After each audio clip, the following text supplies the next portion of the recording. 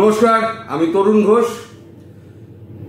বাংলাদেশের ইউনূস সরকার, বিশেষ করে মোহাম্মদ ইউনূস এবং তার এনএসএ খলিলুর রহমান, এরা দুজনে ভারতের যত শত্রু রাষ্ট্র আছে তাদেরকে বাংলাদেশে আনার চেষ্টা করছে। প্রথমে তো ছিল চীন, তারপরে হলো পাকিস্তান, এবার তুর্কির পদার্পণ ঘটতে চলেছে বাংলাদেশে। তখন ভারতবর্ষের যত শত্রু রাষ্ট্র আছে সেগুলোকে বাংলাদেশে এনে বাংলাদেশকে আরো অস্থিতিশীল করবে এবং সঙ্গে সঙ্গে ভারতকে অস্থিতিশীল করার একটা চক্রান্ত করছেন মোহাম্মদ ইউনূস।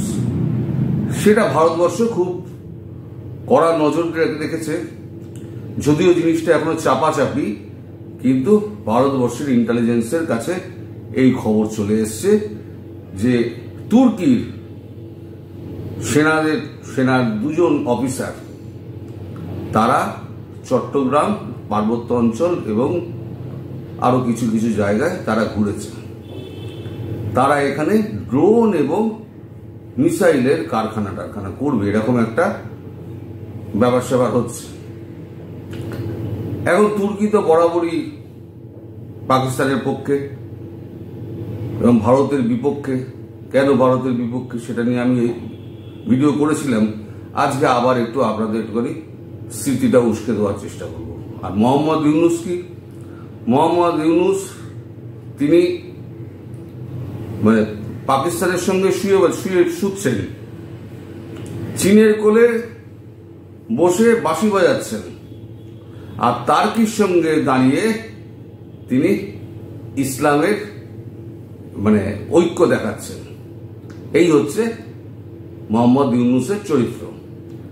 এখন তার যা চরিত্র আছে সে তো পরের ব্যাপার, কিন্তু এই যে পায়ে পা বাড়িয়ে যে ঝগড়া করা, জানে না এর পরিণতি কি হবে। পাকিস্তান একটা মার খাওয়ার পর পাকিস্তান কিন্তু নিজে কিছু করছে না, তারা ধরেছে বাংলাদেশকে দিয়ে কিছু করবে। আর ভারত তো পাকিস্তানকে মেরেছে, এবার পাকিস্তানকে ড্রোন এবং অন্যান্য সামগ্রী দিয়ে সাহায্য করেছিল তুর্কি। সেই তুর্কি সাহায্য করার পর ভারতের সুযোগ খুঁজছিল তুর্কিকে কি করে বাগে আনা যায়। তার জন্য তুর্কিকে আরো উস্কানোর চেষ্টা করেছেন। কিরণ G7 যখন উনি যাচ্ছেন সেই সময় উনি হঠাৎ সাইপ্রাস ভিজিট করেছেন। আপনাদের মনে আছে হয়তো, আমি একটা ভিডিও করেছিলাম সাইপ্রাস ভিজিট করছেন উনি হঠাৎ কেন। সাইপ্রাসের একটা রয়েছে, ভূখণ্ড রয়েছে, সেই ভূখণ্ডটা নিয়ে তুর্কি এবং গ্রিসের মধ্যে ব্যাপক গন্ডগোল, ঠিক আমাদের কাশ্মীরের মতো অবস্থা। এই যে ম্যাপটা আমি আপনাদের দেখাচ্ছি, এই ম্যাপটা আগেও দেখিয়েছি, আজকে আবার দেখাচ্ছি। এই যে ম্যাপটা দেখুন, এই ম্যাপটার মধ্যখানে লাল দাগ দিয়ে আমি জায়গা করে দিয়েছি। এখানে দেখুন একটা ছোট দ্বীপ আছে হলুদ কালারের, এই দ্বীপটার নাম হচ্ছে গিয়ে সাইপ্রাস। এই সাইপ্রাস দ্বীপটাকে নিয়ে যত গন্ডগোল। এবার সাইপ্রাসের আমি বড় দ্বীপটাকে দেখাচ্ছি। বড় দ্বীপটাকে আপনি দেখুন, দরকার হলে ভিডিওটাকে পজ করে আপনারা বড় করে দেখে নিতে পারেন। সাইডে ও সমস্ত রং বেরঙের যে এগুলো রয়েছে সেখানে কিন্তু পরিষ্কার লেখা রয়েছে। এই যে গেরুয়া কালারের ওপরের দিকটা, এটা হচ্ছে উত্তর অংশ, এটা হচ্ছে তুর্কির দখলে। আর এই হলুদ অংশ যেটা আছে সেটা হচ্ছে গ্রিকদের দখলে। এই যে দ্বীপটা আছে, এই দ্বীপটার একটা ইতিহাস আছে।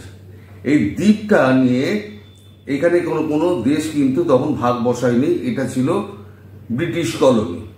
ব্রিটিশ যখন ছেড়ে দেয় তখন এখানে তুর্কিও ছিল আর সাইপ্রিয়ান ছিল। এখন তুর্কির সঙ্গে সাইপ্রিয়ানদের কখনো বনাবনি হয় না। সাইপ্রিয়ান যারা তারা তুর্কিকে দেখতে পারে না, তুর্কি যারা আছে তারা সাইপ্রিয়ানকে দেখতে পারে না। এদের 62 সালে এই দুই দলের মধ্যে একটা রক্তক্ষয়ী সংঘর্ষ হয়।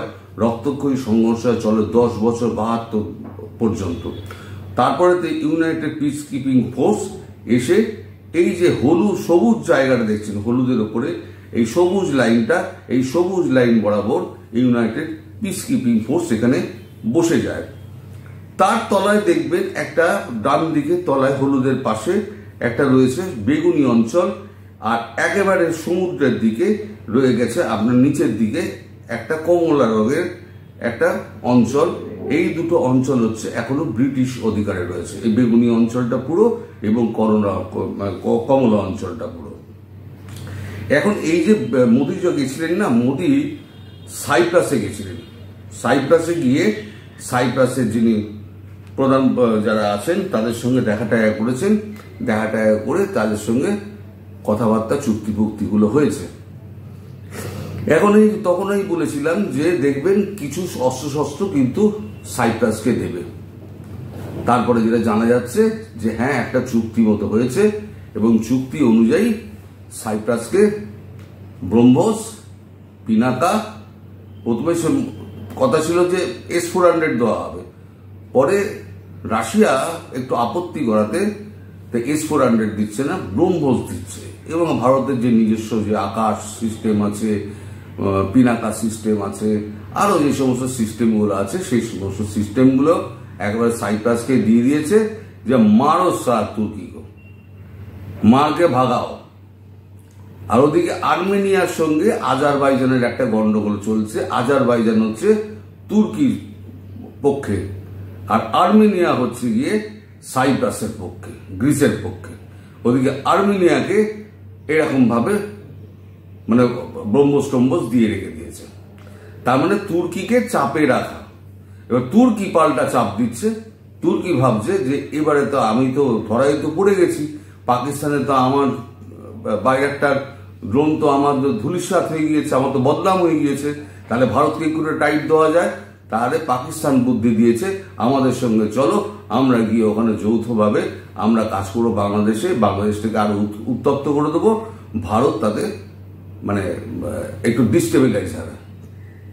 তো এই হচ্ছে প্ল্যান। এখন এইটা কিন্তু বাংলাদেশের কোনো কাগজে কিন্তু এখনো পর্যন্ত বেরোয়নি। ধীরে ধীরে সমস্ত কিছু প্রকাশ পাবে। এটা এই খবরটা সমস্ত ইন্টেলিজেন্সের খবর, ধীরে ধীরে আপনারা সমস্ত জানতে পেরে যাবেন যে কি হতে চলেছে। তবে আমাদের যে ইউনূস সাহেব, তিনি তো অনেক পরিকল্পনা করেন। কথায় আছে আমরা পরিকল্পনা করি আর উপরওয়ালা হাসেন এই কারণে যে পরিকল্পনা তো আমি তো বাস্তবায়ন করব, আমি কি ভেবে রেখেছি সেটা দেখ। তো ইউনূস সাহেব যেটা উনি পরিকল্পনা করছেন, সেই পরিকল্পনা কতটা বাস্তবায়িত হবে তা আমি জানি না। কবে যে তার মাথায় একটা শেষ মুগুরের ডান্ডা পড়বে সেও আমি বলতে পারবো না।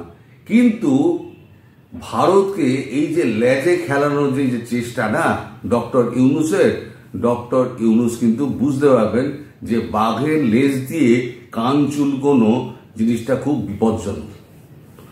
উনি লেজ দিয়ে কান চুলকাচ্ছেন।